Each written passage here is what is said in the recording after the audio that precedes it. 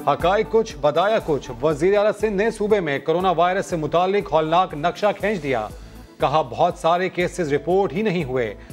कई ऐसे लोगों की तदफीन हुई जिनमें कोरोना का शुबा था। जिला अस्पताल के एग्जीक्यूटिव डायरेक्टर सीमी जमाली की प्रोग्राम नया दिन में तरदीद। कहा अमवात में कोई पुरअसरारियत नहीं, लोग घबरा कर अस्पताल नहीं आ रहे।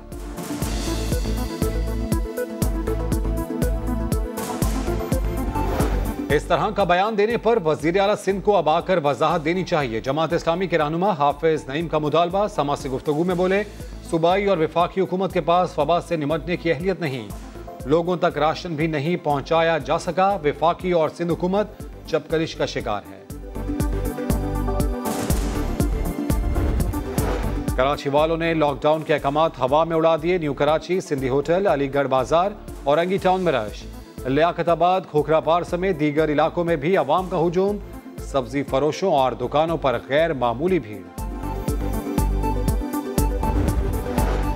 लाहौर में भी लॉकडाउन में नरमी की वजह से सड़कों पर मामूल से ज्यादा रश। दुकानें खुलने से बाजारों में चहल पहल लौट आई। वजीर आला पंजाब का लाहौर, शेखुपुरा और दीगर शहरों का फजाई दौरा। सड़कों पर ट्रैफिक का रश देखकर तशवीश का इजहार।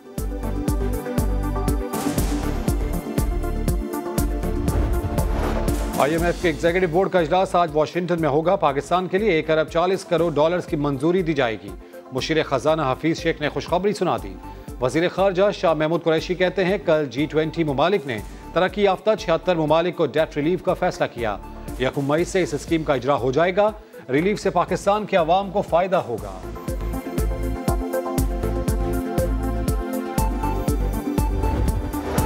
चीनी बहरान तहकीकात शुगर मिल्स एसोसिएशन ने FIA को जवाब जमा करा दिया, जिसके मुताबिक FIA की रिपोर्ट गुमराहकुन मफरूजों पर मबनी है। तहकीकाती कमेटी में मौजूद अफसरान को कारोबार का कोई तजर्बा नहीं, मार्केट से जुड़े हकाइक का भी इदराक नहीं। ना तो एक्सपोर्ट पहली बार हुई, ना ही इसमें कोई अनहोनी बात है। कमेटी जिस दौरानिये की तहकीकात कर रही है, इस दौरान कोई किल्लत नहीं थी।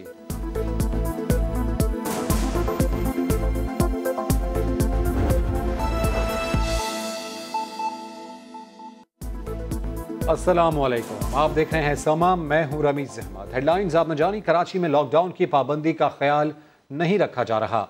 आज मुख्तलिफ इलाकों में सब्जी फरोशों और दुकानों पर गैर मामूली भीड़ नजर आई। एहतियाती तदाबीर भी नहीं अपनाई गई। खुर्शीद आलम की रिपोर्ट।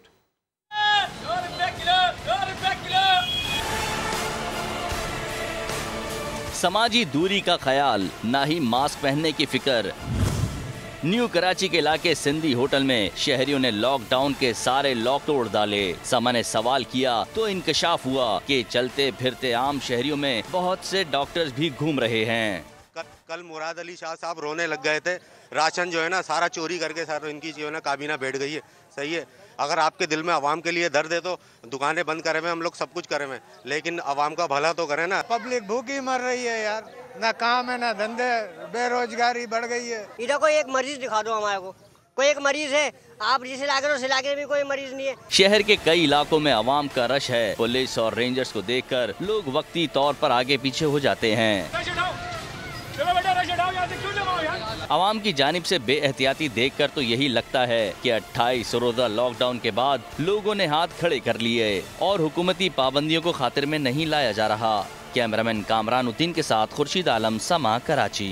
पेशावर में 3 हफ्ते लॉकडाउन के बाद नरमी, बिल्डिंग मटेरियल की दुकानें खुलना शुरू हो गईं। अब्दुल रहमान की रिपोर्ट। मुल्क में तामीराती शोबे की सरगर्मियों की इजाजत। पेशावर में बिल्डिंग मटेरियल के सबसे बड़े मरकज रेती बाजार में दुकानें खुल गयी। कारोबार बहाल होने पर ताजिर और मजदूर दोनों खुश। प्लम्बर हूँ, घर हूँ इधर, और रिज़्क़ के पीछे दर बदर नहीं फिरूंगा, और इधर अल्हम्दुलिल्लाह हम काम शुरू हो गया। दुकानें तो खुल रही हैं, ताहम ताजिर एहतियाती तदबीर पर अमल नहीं कर रहे। सैनिटाइजर और समाजी फासले का ख्याल नहीं रखा जा रहा है।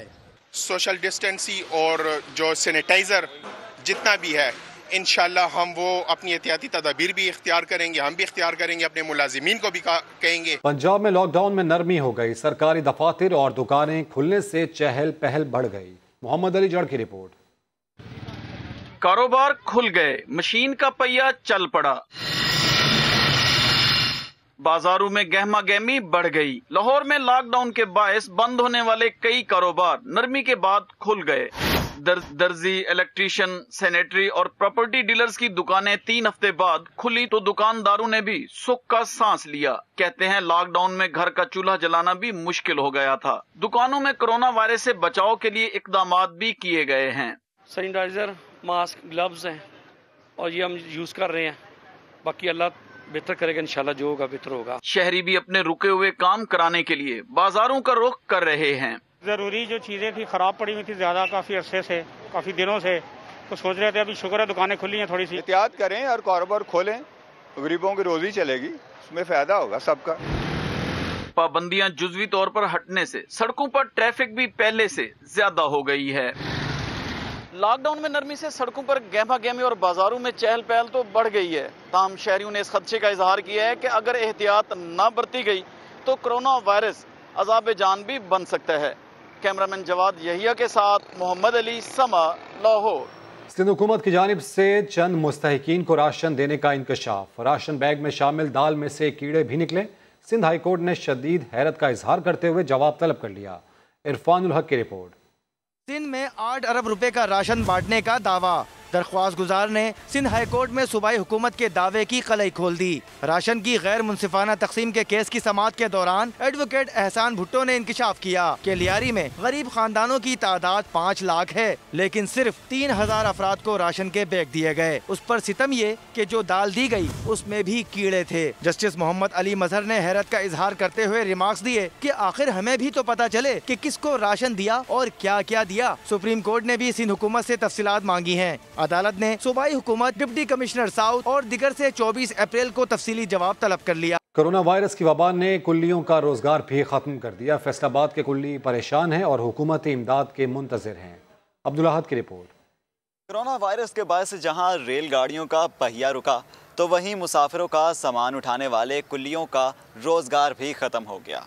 फैसलाबाद के कुल्ली अब अपना गुजर बसर कैसे कर रहे हैं, आइए जान लेते हैं।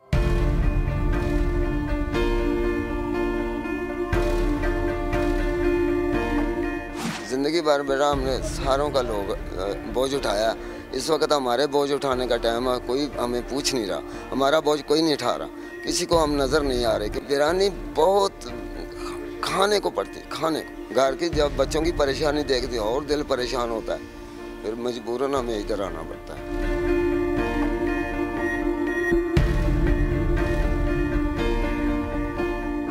वीरान पड़ा रेलवे स्टेशन भी कुलियों की बेबसी की दास्तान बयान कर रहा है, जहां ना तो कोई ट्रेन है और ना ही मुसाफिर।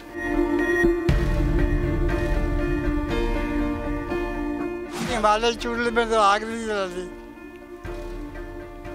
पकाएं क्या, लाएं कहाँ से कि गाड़ियाँ बंद है। हमारा हालात है ना जो बदतर से बदतर हो रहे जा रहे हैं, तो हमारी सुनने वाला कोई नहीं।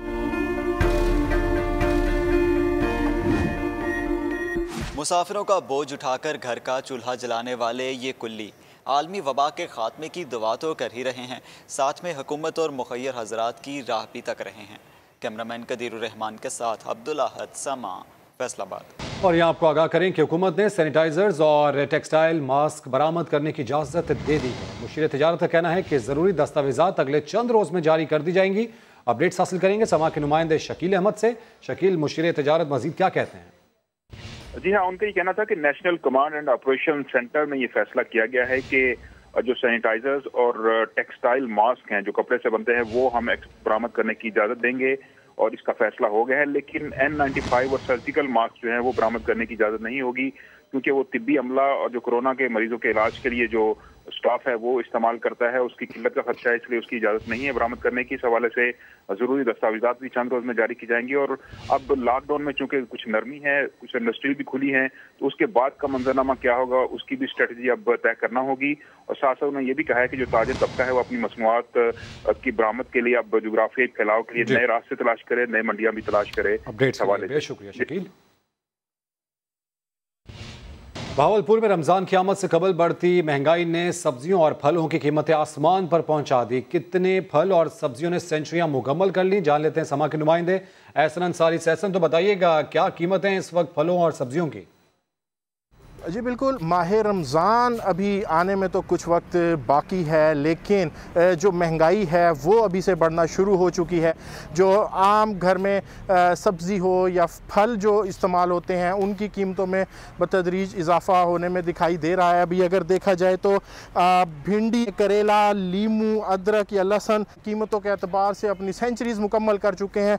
भिंडी इस वक्त आम मार्केट में 120 रुपये किलो, करेला 110 रुपये किलो, लीमू 160 रुपये किलो, अदरक है सबसे ज़्यादा इस वक्त 280 से 300 रुपये फ़ी किलो का इस वक्त उसका रेट चल रहा है, जबकि लहसुन 150 रुपये किलो। अगर फ्रूट्स की बात की जाए 200 रुपये फ़ी किलो इस वक्त सेब की कीमत है, 100 से 120 रुपये फ़ी दर्जन जो केला है वो बिक रहा है, जबकि अमरूद जो है वो 105 रुपये फ़ी किलो हैं और किन्नू कहीं 110 और तो कहीं 120 रुपये फ़ी किलो है। अंदाज़ा ये लगाया जा रहा है कि जो रमज़ान मुबारक करीब आता जाएगा इनकी जो कीमतें हैं उनमें मज़ीद इजाफा होता जाएगा। दूसरी जानिब जो शहरी हैं वो ये मुतालबा कर रहे हैं कि जो महंगाई है उसको वो अफोर्ड नहीं कर सकता, लिहाजा जो आला हुकाम है उनसे गुजारिश है कि इनकी जो कीमतों को है वो कंट्रोल किया जाए। अपडेट्स के लिए शुक्रिया एहसन। ब्रेक के बाद आप देख सकेंगे प्रोग्राम क्राइम सीन। देखते रहिए समाज।